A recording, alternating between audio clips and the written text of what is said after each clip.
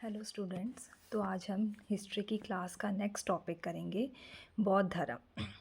और जो भी हम चीज़ें करेंगे विद शॉर्ट ट्रिक करेंगे। अगर आप ये वाली पूरी वीडियो देख लोगे तो मोस्टली जो क्वेश्चन है वो इसी में से 99.9% क्वेश्चन जो इन्हीं में से आते हैं बौद्ध धर्म के रिलेटेड। ठीक है, तो हमने सारे इम्पोर्टेंट पॉइंट्स इसमें कवर किए हैं।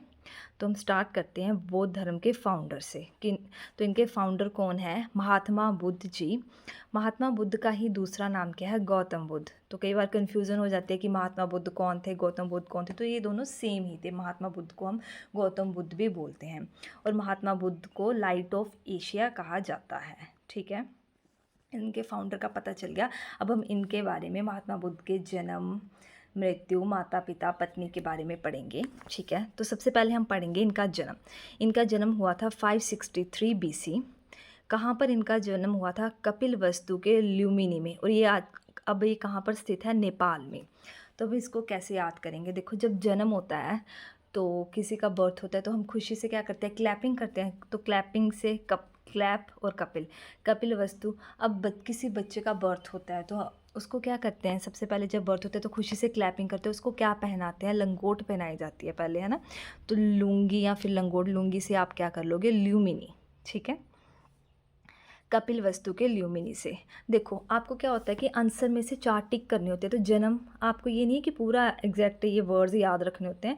थोड़े से भी आपको दिमाग में ट्रिक है ना, तो आप आंसर को इजीली टिक मार्क कर सकते हो। ठीक है, जन्म हो गया। और इनका क्या होता है कि प्रतीक चिन्ह होता है हर एक टाइम का। तो जन्म के टाइम का इनका प्रतीक चिन्ह क्या था? कमल एवं सांड। ठीक है, ये आपने याद रखना है। जन्म हुआ था तो क्या ऐसे याद रखो कि फूल दिया था। तो खुशी में फ्लावर्स देते हैं ना ग्रीटिंग्स में, तो फूल कमल का। ठीक है, अब उनके बचपन का नाम क्या था? सिद्धार्थ। पिता का नाम शुद्धोदन, माता का नाम माया देवी, पत्नी यशोधरा, पुत्र राहुल। अब ये कैसे याद करना है ये भी मैं आपको ट्रिक बता रही हूँ। देखो, बचपन का नाम सिद्धार्थ। जो महात्मा बुद्ध जी थे तो बचपन में बड़े ही सीधे से बच्चे थे, तो सीधे से सिद्धार्थ। अब महात्मा बुद्ध जी सीधे हैं तो उनके पिताजी भी क्या होंगे? सीधे होंगे। और वो हमेशा शुद्ध धन ही कमाते थे। शुद्ध धन से शुद्धोदन। और ये याद रखना है, जो शुद्धोदन है वो शाक्य गण के मुखिया थे। ठीक है, शाक्य गण के मुखिया थे। अब धन कैसा कमाते थे? शुद्ध कमाते थे। तो उनके पास घर में बहुत ज़्यादा माया होगी, तो माया देवी या फिर महामाया। ठीक है, ये कौन से वंश की थी? कोलीय वंश की थी। और आपने इसमें ये बात याद रखनी है कि जन्म के 7वें दिन ही, महात्मा बुद्ध के जन्म के 7वें दिन ही इनकी मृत्यु हो गई थी। तो फिर उसके बाद इनका जो पालन पोषण है वो गौतमी ने किया था। और यही फर्स्ट बौद्ध भिक्षु बनी थी, मतलब फर्स्ट लेडी जो बौद्ध भिक्षु बनी थी वो कौन थी? गौतमी। ठीक है, पत्नी यशोधरा। अब देखो, ये सारा माया से रिलेटेड चल रहा है। तो यहाँ से आप कैसे याद रखते हो? ये यशोधरा, ये शो से सो धरा, मुझे 100 रुपये यहाँ पर धर मतलब रख। तो यहाँ से मनी से ही आपको पत्नी याद आ जाएगी, यशोधरा। और पुत्र कौन है? राहुल। इनका प्रिय घोड़ा कौन सा था? कंथक। प्रिय घोड़े का क्या नाम था? कंथक। उसका सारथी था चन्ना। ठीक है, अब बात करते हैं मृत्यु की। तो जन्म हुआ था 563 BC में और मृत्यु हुई है 483। दोनों के पीछे जो है वो 3 ही है। ठीक है, 563 और 483 BC। इनका प्रतीक चिन्ह क्या है? मृत्यु का स्तूप। इसका ऋग्वेद में भी उल्लेख है। ठीक है, जन्म का प्रतीक चिन्ह क्या है? कमल और सांड। और मृत्यु का जो प्रतीक चिन्ह वो क्या है? स्तूप। और इनकी मृत्यु कहाँ हुई थी? कुशीनगर में। और इनका अंतिम संस्कार, ये कुशीनगर मल्लों की राजधानी थी ना, तो इनका अंतिम संस्कार किसके द्वारा हुआ होगा? मल्लों द्वारा। और इस घटना को क्या कहते हैं? महापरिनिर्वाण। Very very very important question कि परिनिर्वाण क्या है? तो मृत्यु की घटना, महात्मा बुद्ध की मृत्यु की घटना। ठीक है, अब ये हो गया। और ये विश्व का दूसरा सबसे बड़ा धर्म है। ठीक है, उसके बाद बौद्धों का ग्रंथ त्रिपिटक। पहले भी आपको मैंने बताया था, बड़ा इंपॉर्टेंट ग्रंथ है। इसमें सुत्त पिटक, विनय पिटक और अभिधम पिटक आते हैं। ठीक है, उसके बाद आता है गृह त्याग। कितनी वर्ष की आयु में इन्होंने गृह त्याग किया? 29 वर्ष की आयु में। इनका जब इन्होंने गृह त्याग किया तो इनका प्रतीक चिन्ह क्या था? घोड़ा। अब ऐसे सोच लो, जब उन्होंने घर त्याग किया तो वो पैदल नहीं गए थे, घोड़े पे बैठ के किए थे। ठीक है, गृह त्याग की घटना को क्या बोलते हैं? अभिनिष्कर्मण। अभिनिष्क्रमण। ठीक है, 29 ईयर्स की एज में इन्होंने गृह त्याग कर दिया। 6 साल के बाद 35 ईयर के हो गए तब इनको 6 साल के बाद क्या हुआ था, ज्ञान प्राप्ति हुई थी। वो कौन सी जगह में, बोध गया में पीपल के वृक्ष के नीचे ज्ञान की प्राप्ति हुई थी। और कौन सी नदी थी, निरंजना नदी। कहाँ, और ये फाल्गु नदी है। ठीक है, पीपल। अब ज्ञान की प्राप्ति के लिए क्या, अन्न जल नीर ये सब छोड़ना पड़ता है ना ज्ञान प्राप्ति के लिए। अपने डाइट पे भी, मतलब ये नहीं कि खाने पे ही ध्यान दो। तो यहाँ से आप निरंजना नदी याद रख सकते हो, ये फाल्गु नदी। ठीक है, कहाँ पे हुई थी, बोध गया में। और इन्होंने अपना जो पहला उपदेश है, फर्स्ट उपदेश कौन सी, इनके सारे उपदेश तो वैसे कौन सी भाषा में होते हैं, पाली भाषा में। और जो सबसे ज़्यादा है वो कहाँ पे, श्रावस्ती में। फर्स्ट उपदेश जो दिया था इन्होंने सारनाथ में। सबसे ज़्यादा उपदेश कहाँ दिए, श्रावस्ती में। पहला उपदेश कहाँ दिया था, सारनाथ में। बड़ा इंपॉर्टेंट है, पूछा जाता है कि पहला उपदेश कहाँ दिया था, तो सारनाथ में। और इसकी घटना को क्या बोलते हैं, धर्म चक्र परिवर्तन। अब देखो इन घटनाओं को तीनों को मैं ट्रिक्स के माध्यम से बताऊंगी कि कैसे याद रखना है। जब उन्होंने अपना पहला प्रवचन दिया ना, तो बहुत सारे अन्य धर्मों के लोग, ये मैं ट्रिक बता रही हूँ, ये असलियत नहीं है, बहुत सारे अन्य धर्मों के लोगों ने भी अपना धर्म परिवर्तन करके वो बौद्ध धर्म में आ गए। तो यहाँ से क्या आएगा, धर्म चक्र परिवर्तन। ठीक है, ये हो गया घटना कौन सी, फर्स्ट उपदेश की। कहाँ दिया था, सारनाथ में। गृह त्याग की घटना मतलब घर छोड़ दिया, निष्कासित हो गए घर से, तो निष्क्रमण, महाभिनिष्क्रमण। ठीक है, उसके बाद है मृत्यु की घटना। मृत्यु की घटना में क्या आएगा, महापरिनिर्वाण, मतलब एंड निर्माण, मतलब पूरा ख़त्म हो गया। ठीक है, यहाँ तक तीनों पता लग गए होंगे। और इनके फर्स्ट गुरु का क्या नाम था, अलार कलाम। और सेकंड गुरु का क्या नाम था, रुद्रकराम पुत्र।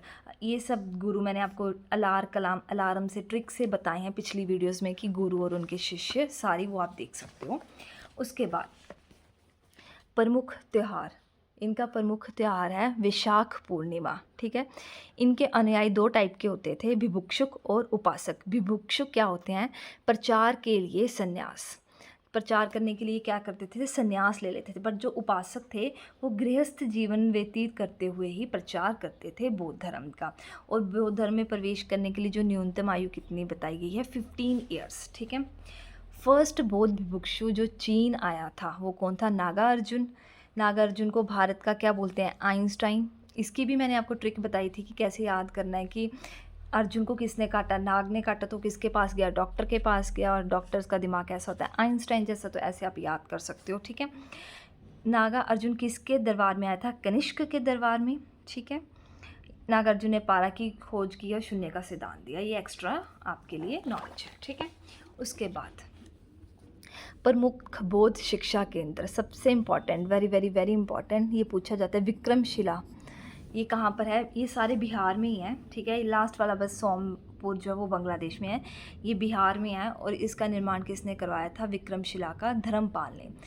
और सोमपुर का भी धर्मपाल ने, याद रखोगे विक्रमशिला और सोमपुर साथ में ही है। ठीक है, उसके बाद नालंदा, ये मैंने आपको पहले भी करवाया था, नालंदा। यहाँ पर एक चीनी विदेशी यात्री आए थे, उन्होंने नालंदा यूनिवर्सिटी बिहार में आके शिक्षा प्राप्त की थी। ये देखो मैंने आपको जब विदेशी यात्री करवाए थे तो वहाँ करवाया था, ये चीनी यात्री था, क्या नाम था उनका, वेयनसांग। ऐसे आप ना अपनी पुरानी चीज़ें भी रिवाइज़ कर सकते हो साथ में, है ना। वेयनसांग जब वो नालंदा यूनिवर्सिटी में आके पढ़े थे तो किसने बनवाई थी, वो कुमारगुप्त प्रथम ने। ठीक है, उसके बाद बल्लभी भट्टारक।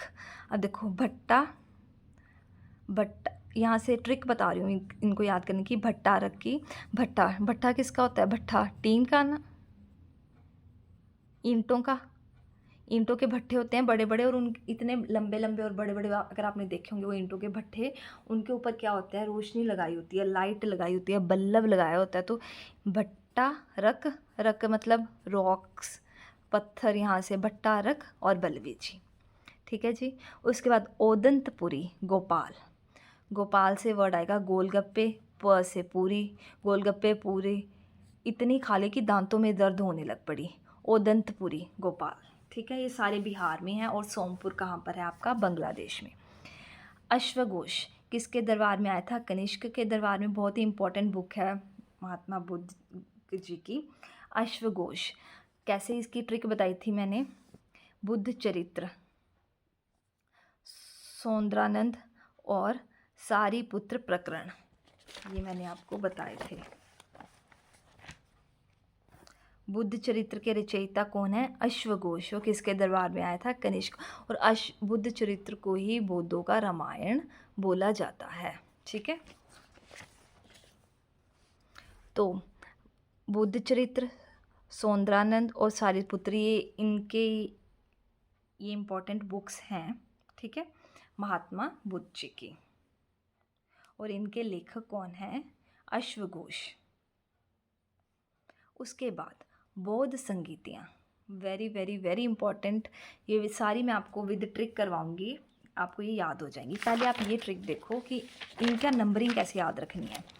2 तरीक़ों से बताऊंगी, ठीक है, सारे, जिसमें मैं स्थान, शासक और अध्यक्ष भी बताऊंगी। पहले ये देख लो। चलो, फर्स्ट बौद्ध संगीतियाँ, मतलब मीटिंग, फर्स्ट जो बोर्ड मीटिंग हुई थी, ये आपने याद करना है। 483, 383। मृत्यु कब हुई थी इनकी? उसके बाद ही बौद्ध संगीतियाँ होंगी ना, तो 483 से स्टार्ट हो जाएगी। 483, 383, 250 और 72 BC। ठीक है, तो फर्स्ट स्थान, शासक और अध्यक्ष। राजगृह स्थान है, शासक कौन है? अजातशत्रु, और अध्यक्ष कौन है? महाकश्यप। अब कैसे याद करोगे? राजगृह, देखो फर्स्ट संगीति है, तो राजा कितने होते हैं? कोई घर है, घर में राजा एक ही होता है ना, तो राजगृह फर्स्ट नंबर पे आएगा। और चाहे कोई कितना भी अच्छा व्यक्ति क्यों ना हो, उसका एक ना एक शत्रु जो है वो ज़रूर होता है, जो अज्ञात होता है, हमें पता ही नहीं होता, और बड़ा ही वो महान होता है कि हमें पता ही नहीं है। महान भी व्यक्ति का है चाहे क्यों ना हो, पर उसका एक ना एक शत्रु जो है वो ज़रूर होता है, वो अज्ञात होता है। तो अजात शत्रु और महान व्यक्ति से महाकश्यप, ये सारे नंबर 1 पे आएंगे। ठीक है, उसके बाद वैशाली स्थान पे हुई थी कालाशोक और साबाकामी। देखो, कालाशोक से आपने ऐसे याद रखना है सेकंड, कि बंदा इतना काला है ना कि वो 2 बार नहाता है और साबुन लगाता है। 2 बार से काला, और 2 बार कालाशोक, और साबुन से सबाकामी। ठीक है, और वैशाली, शाली से साली वर्ड आ रहा है, तो कहते हैं कि ये ट्रिक की है कि कम से कम 2 सालियाँ तो होनी ही चाहिए। तो यहाँ से वैशाली और 2 वर्ड आपका रिलेट हो गया। पाटलिपुत्र, अशोक, मोगालिलपुर, तिस। ठीक है, पाटलिपुत्र किसी का पुत्र था, ठीक है, किसी का बेटा 3rd पोजीशन पे आया, तो वो शोक मना रहा था, तो अशोक शासक हो गया, पुत्र से पाटलिपुत्र। और ये देखो 30 से 30, ये 3 से वैसे रिलेट हो रहा है, तो ये वाला आपका आ जाएगा। नेक्स्ट 4th है कुंडलवन, ये कहाँ पर है? जम्मू कश्मीर में। शासक हैं कनिष्क, और इनके अध्यक्ष कौन है? वसुमित्र और अश्वघोष। कनिष्क, ये तो आपको मैंने बताया ही था, है ना। तो अभी ये जैसे कुंडल वन, कुंडल, यहाँ से कुंड, हवन कुंड, हवन कुंड। अब देखो, हवन कुंड में 4 साइड से बैठते हैं ना, तो 4 से ये रिलेट हो गया कुंडम। अब घर निष्क से निष्कासित पहले भी किया ना, घर से निकाल दिया, तो वो अब 4 ही दिशाएं, या तो यहाँ जाएगा, यहाँ जाएगा, या फिर यहाँ 4 से ही कनिष्क, और ये आ जाएगा। अगर आपकी अच्छी मित्रता है ना, तो वो आपकी बातें चारों ओर होंगी। तो वसुमित्र और अश्वघोष। होप सो आपको ये विद ट्रिक ये सारे याद हो गए होंगे। एक बार हम रिवाइज कर लेते हैं। सबसे पहले 483, पहले उनका टाइम पीरियड 483, 383, देखो 483, 383, 250 और 72। पहले है फर्स्ट स्थान पे राजा, राजगृह, किसके शासक में, और इसके अध्यक्ष कौन थे? एक शत्रु है जो अज्ञात होता है, अजात शत्रु, और महान व्यक्ति महाकश्यप। ठीक है, सेकंड वैशाली, 2 काला, इतना था कि वो 2 बार साबुन लगाता था, तो काला शोक और सबाकामी। 3rd नंबर पे पुत्र 3rd पोजीशन पे आया, तो वो शोक मना रहा था, तो किसका शासक होगा? अशोक का। और 30 अध्यक्ष, और ये पाटलिपुत्र। ठीक है, कुंडलवन, हवन कुंड, कनिष्क और अश्वघोष। तो आपको ये याद हो गया होगा। नेक्स्ट अब हम देखेंगे 4th स्मृति में ही बौद्ध धर्म को 2 भागों में कनिष्क के काल में बांट दिया गया था, हीनयान और महायान। ठीक है, त्रिरत्न किसको कहते हैं? बुद्ध, धम्म और संघ। इन तीनों को मिला के क्या बोला जाता है? त्रिरत्न, बुद्ध, धम्म और संघ। ठीक है, अब नेक्स्ट हम करेंगे प्रमुख मठ। पहले आपको मैंने जो ये चारों करवाए ना, अब अगर आप वो भूल जाते हो तो ऐसे भी याद कर सकते हो कि राजा को एक ट्रिक कही भी लाइन वाइज याद रखने के लिए कि राजा को कोई पसंद आ जाती है लड़की विशाली, फिर उनके साथ विवाह करते हैं तो क्या हो जाता है पुत्र, और वो घूमने चले जाते हैं वन में, राजगृह, विशाली, पाटलिपुत्र और कुंडलवन, ये इनकी ट्रिक हो गई है। ठीक है, उसके बाद अब हम करेंगे मठ। भारत में सबसे ज़्यादा मठ कहाँ पर है? सिक्किम में। और भारत का सबसे बड़ा मठ तवांग मठ कहाँ पर है? अरुणाचल प्रदेश में। सबसे पहले हम पढ़ेंगे ताबो मठ और नामग्याल मठ, ये कहाँ पर है? हिमाचल प्रदेश। अब ताबो, ताबो से कौन सा वर्ड आ रहा है? तवा, हिमाचल प्रदेश। हिम का मतलब क्या? बर्फ़। तो अगर हमारा तवा गर्म नहीं होगा, ठंडा होगा बर्फ़ की तरह, तो खाना नहीं बनेगा। तो ताबो मठ। नामग्याल मठ, नाम, भगवान का नाम किससे रिलेट करते हैं? भगवान का नाम लो, धर्म से रिलेटेड है तो धर्मशाला में है। ये भी कहाँ पे है? हिमाचल प्रदेश में। उसके बाद हिमस थिकसे माठो, ये कहाँ पर है? लद्दाख में। रुमटेक, ये कहाँ पर है? गंगटोक। टेक टोक, गंगटोक ये कहाँ पर है? सिक्किम में। त्वांग, त्वांग से तंग, किसको तंग कर दिया? अरुण को, अरुणाचल प्रदेश। बौद्धि मठ, बौद्ध गया। मिड्रालिंग, मिड्रालिंग देहरादून। डार्लिंग यहाँ से वर्ड निकाल सकते हो, उसको क्या पसंद है? ग्रीनरी, तो यहाँ से देहरादून, हरा। ठीक है। नाम ड्रालिंग, मैसूर, कर्नाटक। देखो नाम, नाम निकला उसका किस में? ड्रॉ में, लकी ड्रॉ में नाम निकला, उसको कोई लॉटरी निकल आई है 1 करोड़ की, तो वो क्या, मशहूर हो गया ना, तो मैसूर। ठीक है, और ये कहाँ पर है? कर्नाटक में। ये आपके मठ आपको याद हो गए होंगे। उसके बाद प्रमुख बुद्ध मूर्ति जो का मूर्ति है, जो उसका निर्माण है वो कौन सी शैली में हुआ है? मथुरा शैली में। और सबसे ज़्यादा मूर्तियों का निर्माण जो है वो गंधार शैली में हुआ है। विश्व शांति स्तूप कहाँ पर है? राजगीर, बिहार में। पूजी जाने वाली फर्स्ट मानव की प्रतिमा कौन सी है? महात्मा बुद्ध जी की। खड़ी प्रतिमा कौन से काल में मिली थी? कुषाण काल में। और भूमि स्पर्श प्रतिमा जो है हमें वो गुप्त काल में मिली थी। ठीक है। गौतम बुद्ध के समय का प्रसिद्ध वैद्य कौन है? बिंबिसार। ठीक है। भारत में सबसे बड़ा बौद्ध स्तूप सांची स्तूप। भारत में सबसे बड़ा बौद्ध स्तूप कौन सा है? सांची स्तूप, एमपी में। 2 भागों में बांटा, ये तो मैंने आपको बता दिया। और ये बुद्धों का रामायण जो बुद्ध चरित्र किसने लिखा था? अश्वघोष ने। उसके बाद महात्मा, ये ट्रिक भी मैंने बता दी। उसके बाद महात्मा बुद्ध के अनुयायी कौन कौन से वंश में आए? ये आगे हम करेंगे, फिर भी यहाँ पर आप एक बार देख लो। बिंबिसार और अजातशत्रु, ये दोनों कौन से हैं? हर्यक वंश से। अशोक मौर्य साम्राज्य से। कनिष्क, क से कनिष्क, क से कुषाण काल, और गोपाल यहाँ से पाल, ये तो आपको वैसे ही याद है। और ये दोनों सेम वंश से आए हैं। ठीक है। उसके बाद ये देखो, अगर आप, फिर भी ये ट्रिक्स मैंने एक एक के लिए आपको बता दी हैं, लेकिन लव कुश बुद्धसार, ये वर्ड याद कर लो। लव, ल्यूमिनी, ल से लव, ल्यूमिनी जन्म, कुश, कुशीनगर में मृत्यु, बोध प्राप्ति, ज्ञान प्राप्ति कहाँ हुई थी? बोध गया में। और सारनाथ में प्रथम उपदेश दिया था। ठीक है, ये चारों चीज़ें याद हो जाएंगी। बुद्ध शब्द का क्या अर्थ है? एक ज्ञान संपन्न व्यक्ति। ठीक है। गौतम बुद्ध को ही शाक्य मुनि कहते थे, क्योंकि इनके पिता कौन से वंश थे? शाक्य वंश से। गौतम बुद्ध द्वारा अपने धर्म में दीक्षा पाने वाला अंतिम व्यक्ति, गौतम बुद्ध से जिन्होंने दीक्षा पाई थी वो लास्ट व्यक्ति कौन था? सुबुद्ध। बुद्ध की पूरी जीवनी कौन सी, पूर्व जीवनी कौन सी है? ललित विस्तार। गौतम बुद्ध ने सर्वप्रथम किस स्थान पर संघ की स्थापना की थी? सारनाथ पे। ठीक है। प्रसिद्ध अवकुना बुद्ध की प्रतिमा कहाँ पर है? श्रीलंका में। तो ये इंपॉर्टेंट पॉइंट्स थे बौद्ध धर्म के रिलेटेड। होप सो आपको ये अच्छे से क्लियर हो गया होगा और विद ट्रिक्स याद भी हो गया होगा। तो एक बार अब हम क्वेश्चन प्रैक्टिस करते हैं साथ में। त्रिपिटक धर्म ग्रंथ कौन सा, किसका है? जैन का है, बुद्धों का है, सिखों का है, या फिर हिंदुओं का है? तो आप मेरे को बताओगे। इसका अंत क्या आएगा? बुद्धों का। बुद्ध ने निम्नलिखित में से किस स्थान पर महापरिनिर्वाण किया था? महापरिनिर्वाण मतलब मृत्यु, तो कौन सी जगह पे हुई थी? कुशीनगर, है ना। लव कुश, जन्म, मृत्यु। बुद्ध सार, बुद्ध में, बोध गया में ज्ञान प्राप्ति, और सार में प्रथम उपदेश। गौतम बुद्ध ने अपना प्रथम उपदेश कहाँ दिया था? तो इसका आप मुझे कमेंट्स में आंसर बताओगे। ठीक है।